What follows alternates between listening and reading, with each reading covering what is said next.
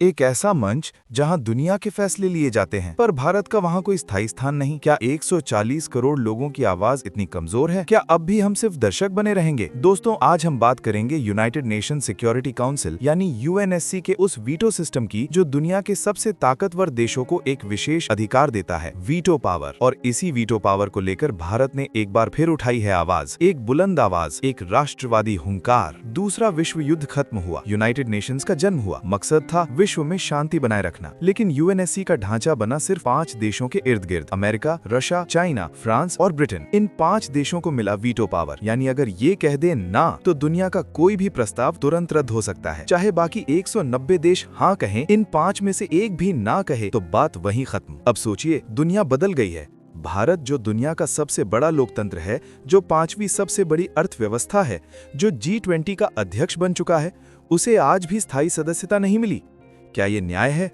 2023 में भारत ने United Nations general assembly में साफ कहा, यूएनएससी का ढांचा पुराना। भारत ने डिमांड किया यूएनएससी में सुधार हो, डेवलपिंग देशों को भी मिले रिप्रेजेंटेशन।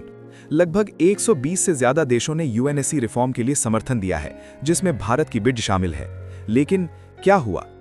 वीटो पावर वाले देशों में से कुछ ने मुद्दा टाल दिया, खासकर चीन ने भारत के खिलाफ रुख अपनाया है। भारत अब चुप नहीं बैठेगा। हमने दुनिया को दिखा दिया है, चाहे चंद्रयान हो या वैक्सीन डिप्लोमेसी, भारत किसी से कम नहीं। हमने दुनिया को ऑक्सीजन भेजा जब वो सांसें गिन रही थी। हमने G20 समिट में ग्लोबल साउथ की आवाज को मंच दिया। और अब हम मांग रहे हैं बराबरी का हक। यूएनएससी में स्थायी सदस्यता और वीटो पावर ये कोई भीख नहीं है, ये भारत का अधिकार है। दुनिया भर में इस मुद्दे पर चर्चा तेज हो चुकी है। अफ्रीका के कई देश भारत के साथ हैं। लैटिन अमेरिका के देशों ने भी कहा यूएनएससी में बदलाव जरूरी है। जर्मनी, जापान जैसे विकसित देश भी भारत के साथ हैं। लेकिन अमेरिका और रशिया के बीच जियोपॉलिटिक्स का खेल और चीन की छलबाजी इस बदलाव को रोक रही है। चीन नहीं चाहता कि भारत उसके बराबर खड़ा हो। पर क्या भारत रुकेगा? नहीं। फ्रांस ने नवंबर 2025 में भारत की परमानेंट सीट और वीटो राइट्स के लिए फुल सपोर्ट दिया। रशिया ने सितंबर 2025 में रीइटरेट किया। अगले कुछ सालों में यूएन रिफॉर्म्स पर बड़ा फैसला हो सकता है। इंडिया ने G4 Nations, Germany, Japan, Brazil के साथ मिलकर एक नया प्रस्ताव तैयार किया है, जिसमें यूएनएससी को 25-26 मेंबर्स तक एक्सपैंड करने की बात है, 6 न्यू परमानेंट सीट्स के साथ। यूएनएससी में नए स्थायी सदस्य जोड़ने की मांग तेज हो रही है। अगर भारत को वीटो पावर मिलती है, तो दुनिया का शक्ति संतुलन बदल जाएगा।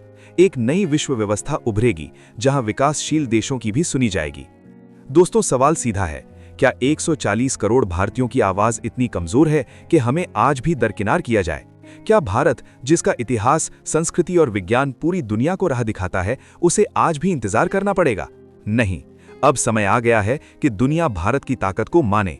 अब समय है कि हम सब एक स्वर में कहें, यूएनएससी में भारत का स्थान सुनिश्चित करो।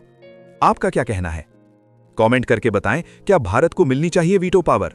और अगर आप भी मानते हैं कि भारत का समय आ गया है, तो इस वीडियो को जरूर शेयर करें।